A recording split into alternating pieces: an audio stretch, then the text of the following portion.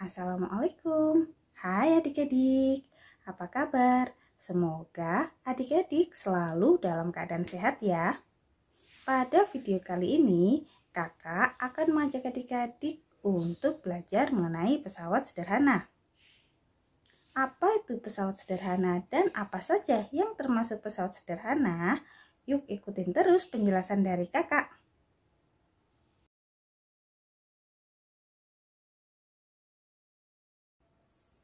Oh ya, bagi adik-adik yang baru bergabung dengan channel ini, jangan lupa klik subscribe, like, dan share ke media sosialmu agar teman-teman yang lain juga mendapatkan wawasan dari video ini. Serta nyalakan loncengnya agar adik-adik tidak tertinggal video terbaru lainnya.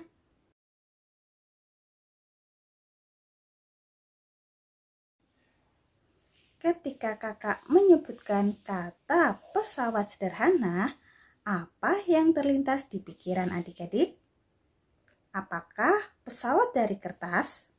Ataukah pesawat terbang?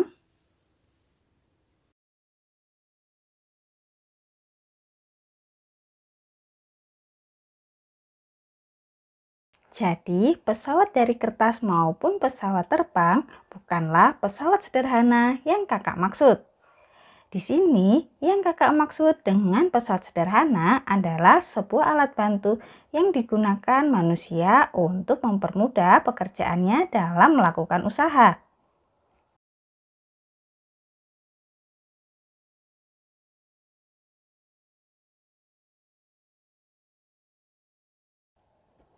Ada beberapa macam pesawat sederhana. Yang pertama ada katrol, lalu yang kedua ada roda berporos, yang ketiga ada bidang miring, dan yang keempat ada pengungkit atau tuas.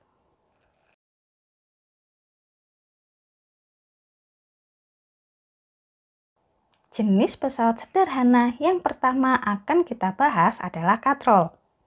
Pernahkah adik-adik melihat orang menimba air? Ya, secara tidak sadar berarti adik-adik telah mengetahui apa itu katrol. Katrol adalah pesawat sederhana yang berbentuk roda dan di sekelilingnya dapat dilalui tali atau rantai yang bergerak berputar pada porosnya.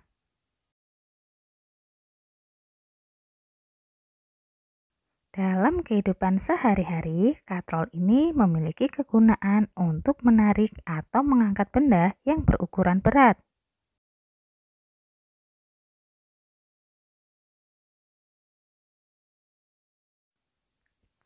Ada beberapa macam katrol. Katrol yang pertama adalah katrol tetap. Yang kedua ada katrol gerak. Dan yang ketiga ada katrol ganda atau katrol majemuk. Katrol jenis pertama adalah katrol tetap. Katrol tetap adalah katrol yang porosnya dipasang di suatu tempat yang tetap sehingga katrol tersebut tidak dapat berpindah tempat saat digunakan.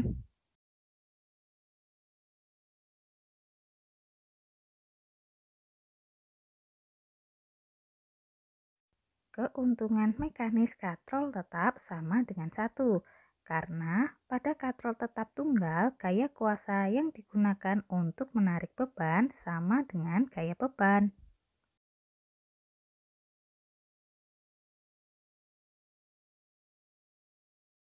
Dalam kehidupan sehari-hari, katrol tetap ini digunakan pada tiang bendera dan juga pada sumur.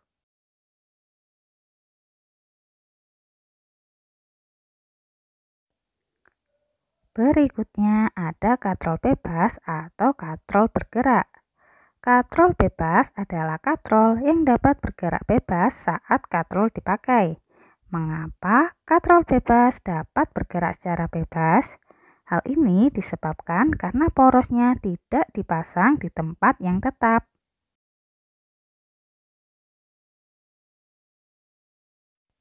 Keuntungan mekanis dari katrol bebas lebih besar dari 1. Pada kenyataannya, nilai keuntungan mekanis dari katrol bebas tunggal adalah 2. Hal ini berarti bahwa gaya kuasa 1 Newton akan mengangkat beban 2 Newton.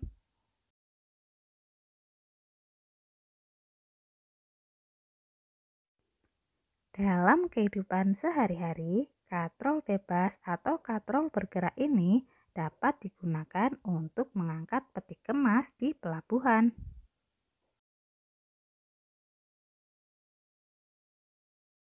Katrol berikutnya adalah katrol majemuk atau katrol ganda. Katrol majemuk atau katrol ganda ini adalah gabungan dari katrol tetap dan katrol bebas.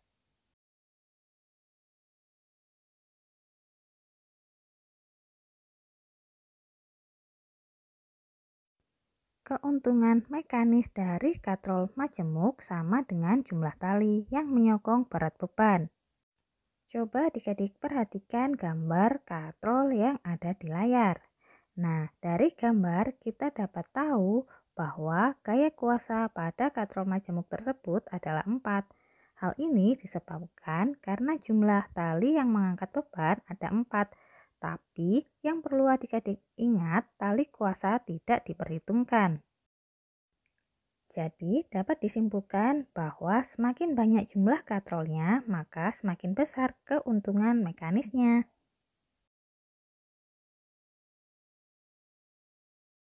Dalam kehidupan sehari-hari, katrol majemuk ini biasa digunakan pada alat berat untuk konstruksi bangunan seperti kren dan eskavator.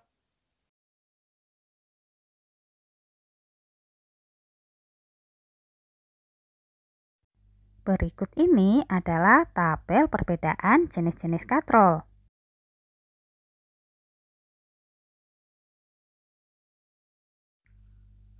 Dari penjelasan katrol, kita jadi tahu keuntungan mekanis. Kira-kira apakah itu keuntungan mekanis? Keuntungan mekanis adalah bilangan yang menunjukkan berapa kali pesawat sederhana menggandakan gaya.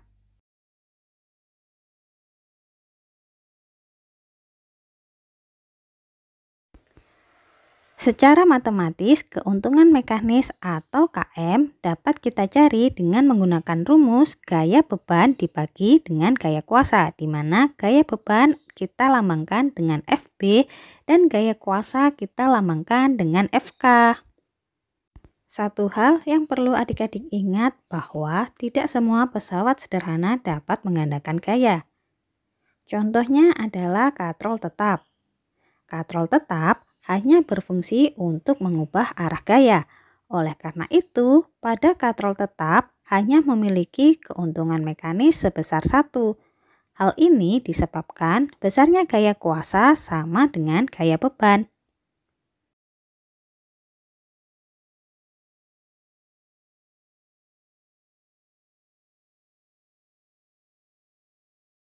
Jenis pesawat sederhana berikutnya adalah roda berporos. Roda berporos ini disebut juga dengan roda gear atau roda gigi.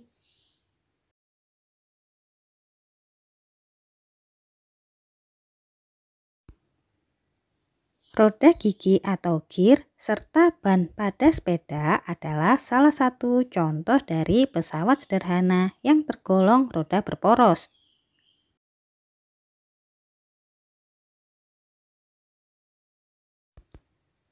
Roda gigi berfungsi sebagai pusat pengatur gerak roda sepeda yang terhubung langsung dengan roda sepeda.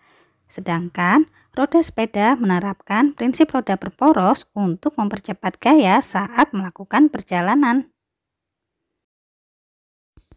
Penerapan pesawat sederhana jenis roda berporos pada kehidupan sehari-hari misalnya saja adalah pada kursi roda, mobil, dan juga sepatu roda. Pesawat sederhana berikutnya adalah bidang miring. Bidang miring adalah bidang datar yang diletakkan miring atau membentuk sudut tertentu sehingga dapat memperkecil gaya kuasa. Contoh penerapan bidang miring dalam kehidupan sehari-hari misalnya saja adalah pisau, skrup, dan juga pada tangga.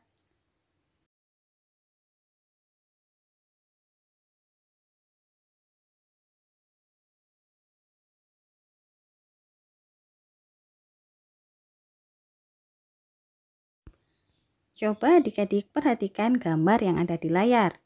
Keuntungan mekanis pada bidang miring dapat dihitung dengan menggunakan rumus gaya beban dibagi dengan gaya kuasa.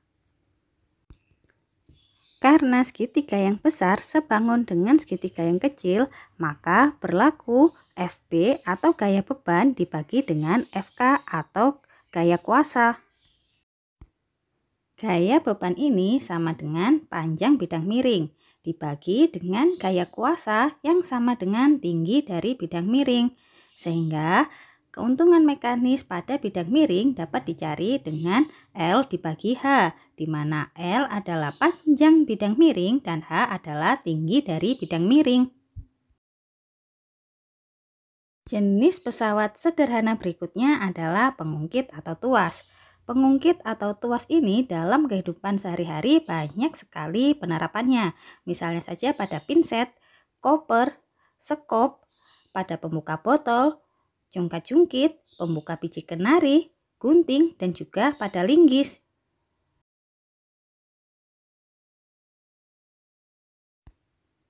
Ada beberapa macam pengungkit atau tuas dalam kehidupan sehari-hari.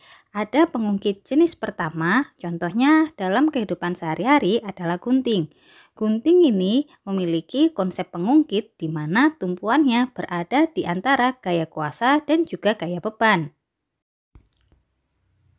Jenis pengungkit berikutnya adalah pengungkit jenis kedua. Contoh penerapan dalam kehidupan sehari-hari misalnya saja pada pembuka tutup botol. Konsep dari pengungkit jenis kedua ini adalah gaya bebannya berada di antara gaya kuasa dan juga pada titik tumpu. Sedangkan pengungkit atau tuas jenis yang terakhir adalah pengungkit jenis ketiga. Contohnya adalah pinset. Pada pinset, konsep pengungkitnya memiliki gaya kuasa yang terletak di antara gaya beban dan juga titik tumpu.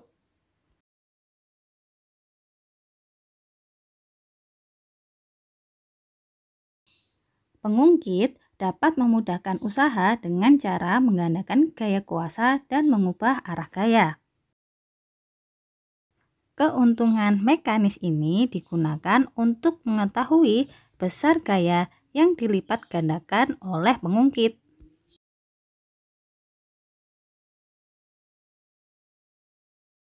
Cara menghitung keuntungan mekanisnya adalah dengan membagi panjang lengan kuasa dengan panjang lengan beban.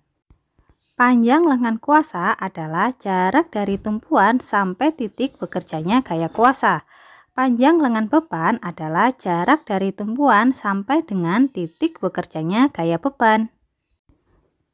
Coba perhatikan gambar yang ada di layar. Karena syarat kesetimbangan tuas adalah gaya beban dikali dengan lengan beban, maka sama dengan gaya kuasa dikali dengan lengan kuasa. Dan keuntungan mekanisnya dapat dicari dengan cara gaya beban dibagi dengan gaya kuasa. Maka keuntungan mekanis dari tuas adalah lengan kuasa dibagi dengan lengan beban. Demikian tadi penjelasan kakak mengenai pesawat sederhana. Semoga video ini bermanfaat bagi adik-adik semua. Saya Kak Intan undur diri dan see you on the next video.